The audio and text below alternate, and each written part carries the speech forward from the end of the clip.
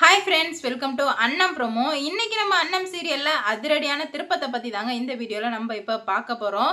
அன்னம்மா வந்து எப்படியாச்சும் மாட்டி விடணும் அப்படின்னு சொல்லிட்டு ரம்யா என்னென்ன வேலைகளோ பண்ணா. ஆனா கடைசியில சரவணன் ரம்யாவை கழுத்தை பிடிச்சி வீட்டை விட்டே வந்து வெளியே தள்ளிட்டாரு. இதுல ரம்யா பண்ண சூழ்ச்சியை எப்படி நம்ம சரவணன் கண்டுபிடிச்சாரு அப்படின்னு சொல்லிட்டு தாங்க இந்த வீடியோல நம்ம இப்ப பார்க்க போறோம். இப்ப என்ன நடந்துட்டு இருக்கு அப்படின்னு பாத்தீங்கன்னா, ரம்யா இப்ப அன்னத்து மேல பழிய சுமத்திட்டா. இந்த மாதிரி அன்னம் தான் வந்து என் போனை திருடி வச்சு அதை தான் சரவணன் அவர் ரவுடிங்களுக்கு அனுப்பி அண்ணன் தான் வந்து ரவுடிங்களை விட்டு உங்களை கடத்த சொன்னது அப்படின்ற மாதிரி சொல்லவுமே எல்லாருமே திகச்சு போய் நிற்கிறாங்க. அதுக்கு ப்ரூஃபை நான் காட்டவா அப்படின்னு சொல்லிட்டு ரம்யா கேட்கும் போதே சரவணனுக்கு தோணிடுச்சு. அப்படி இருக்கும்போது தான் ப்ரூஃப் வந்து கரெக்டாக எடுத்து காட்டுறா இந்த ரம்யா.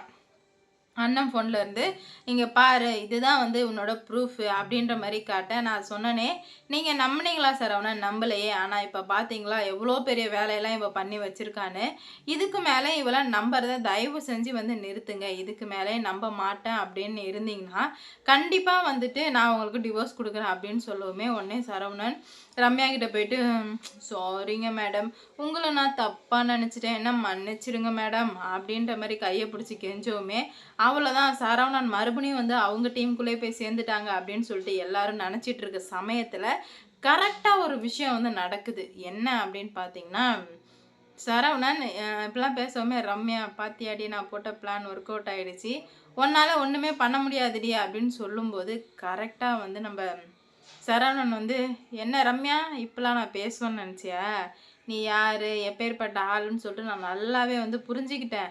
நீ வந்து அன்னத்து மேலே தயவு செஞ்சு வந்து பழிய போடாத, எனக்கு எல்லா உண்மையுமே தெரிஞ்சிடுச்சு அப்படின்னு சொல்லவுமே, என்னடா இது இவன் இப்பயுமே நம்பலையே அப்படின்னு சொல்லிட்டு ஒரே வருத்தமாயிடுது. அப்போ தான் வந்து என்னாச்சு, எப்படி, நான் தான் வந்துட்டு ஃபோன் தான் வந்து நான் சொல்கிறேனே இவ தான் வச்சுருந்தா அப்படின்னு, அப்புறம் ஏன் நீங்கள் வந்து நம்ப மாட்டேன்றீங்க அப்படின்ற மாதிரி கேட்கும்போது, இல்லை நான் நம்பவே மாட்டேன், இதுக்கு மேலே வந்து உன்னை நான் நம்பினேன் அப்படின்னா அது என்னோட முட்டாள்தனம் தான். நீ தான் வந்து இந்த இதை வந்து நீ வந்து வச்சிருக்க, எனக்கு நல்லாவே தெரியும், உன்னை பற்றி எனக்கு நல்லா தெரியும் அப்படின்னு சொல்லும்போது, இல்லை நீங்கள் ஏன் வந்து என்னை புரிஞ்சிக்க மாட்டீங்க சரவணன், இவ்வளோ ப்ரூஃப் பண்ணியுமே நீ நம்பலைல்ல அப்படின்ற மாதிரி கேட்குறாங்க. அப்போ தான் வந்து சரவணன் வந்து, சி வாய மூடு, இன்னும் எவ்வளோ பொய் சொல்லலான்னு காத்துட்ருக்கு, இன்னும் எவ்வளோ பண்ண போகிறான்னு எனக்கு சுத்தமாக புரியலை, உன்னை நினச்சாலே எனக்கு பயமாக தான் இருக்குது அப்படின்ற மாதிரி சொல்கிறாங்க. அண்ணன் வந்து சொல்கிறாங்க, ஏண்டி நீ இஷ்டத்துக்கு எதனா சொல்லிகிட்டே இருப்ப, அதை வந்து சரவணன் வந்து கேட்பாருன்னு நீ நினச்சியா? இதுக்கு மேலே உன் பருப்புலாம் வேகாது, வெந்ததெல்லாம் போதும், இதுக்கு மேலே வந்து என் காலம்தான், என்ன நடக்க போகுதுன்னு மட்டும் பாரு அப்படின்னு சொல்லும்போது, ஏன் நீ இந்த மாதிரிலாம் நடந்துக்கிற, நீ நடந்துக்கிறதே எனக்கு ரொம்பவே கஷ்டமாக இருக்குது அப்படின்ற மாதிரி சரவணன் சொல்கிறாங்க. சி வாய மூடு, உன்னால தான் நான் இவ்வளோ நடந்துக்கிறேன், அது உனக்கு புரியலையா? அந்த ஃபோனை நீயே போட்டு இந்த மாதிரிலாம் பண்ணுறியா அப்படின்ற மாதிரி கேட்குறாங்க.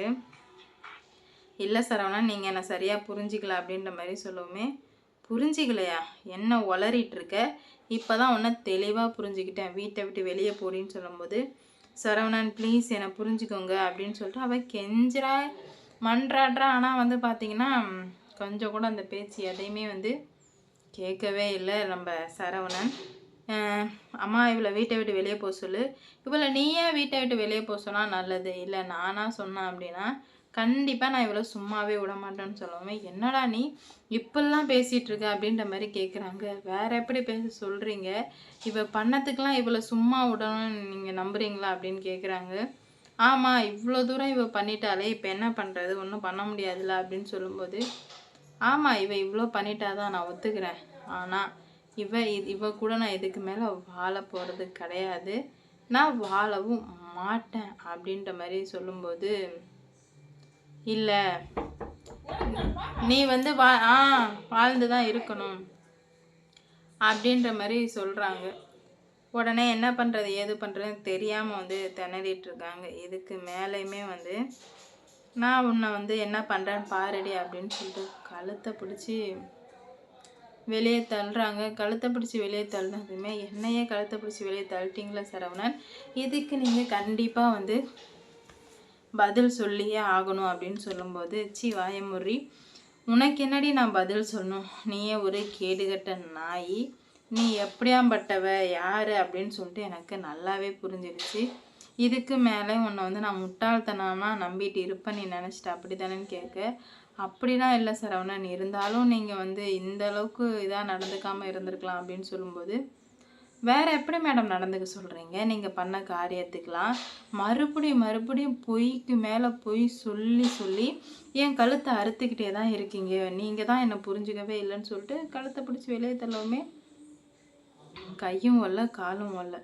என்னடா இது இப்படி நடந்துடுச்சே, நம்ம போட்ட பிளான் வேறு, இங்கே வந்து இவ்வளோ சரவணன் அண்ணன் இவ்வளோ ஸ்ட்ராங்காக வந்து நம்பிட்டு இருக்காரு, இதை இப்படியே விட்டு வச்சா தப்பாச்சே அப்படின்னு சொல்லிட்டு ரொம்ப என்ன பண்ணுறது ஏது பண்ணுறதுன்னு தெரியாமல் ரொம்பவே குழம்பி போயிட்டு இருந்த ரம்யாவுக்கு ஒரு விஷயம் தெளிவாக வந்து புரிய வருது. இதுக்கு மேலே இவளை நம்ம விட்டு வைக்கக்கூடாதுன்னு சொல்லிட்டு வீட்டை விட்டு தள்ளவுமே, அதெல்லாம் தப்பு கண்ணு, நீ இந்த மாதிரிலாம் பண்ணக்கூடாதுன்னு சொல்லிட்டு அவங்க அப்பா சொல்கிறாங்க. இல்லைப்பா, இதுக்கு மேலே இவளை வந்து நீங்கள் விட்டு வைக்கணும்னு நம்புறீங்களா அப்படின்ற மாதிரி கேட்கும்போது, ஆமாம் என்னதான் இருந்தாலும் நீ கல்யாணம் பண்ணிட்டு வந்துட்டல, அதனால் நீ நம்பி தான் ஆகணும் அப்படின்ற மாதிரி சொல்கிறாங்க. இவளையா நான் நம்புறதுக்கு தயாராக இல்லை, நான் நம்ப போகிறதும் கிடையாது அப்படின்னு சொல்லவுமே ரொம்ப வந்து மனசு நொந்து போயிடுறாங்க. என்னடா இது எவ்வளவோ பண்ணோம் போனோம், இந்த மாதிரி வந்து நடந்துடுச்சு அப்படின்னு சொல்லிட்டு மனசு தாங்க முடியாமல் ரொம்ப வருத்தப்பட்டுட்ருக்கா ரம்யா. போச்சு எல்லாமே போச்சு, நம்ம கஷ்டப்பட்டு பண்ணோம் எல்லாமே வந்து இப்படி ஆயிடுச்சு அப்படின்னு சொல்லிட்டு அவங்க வந்து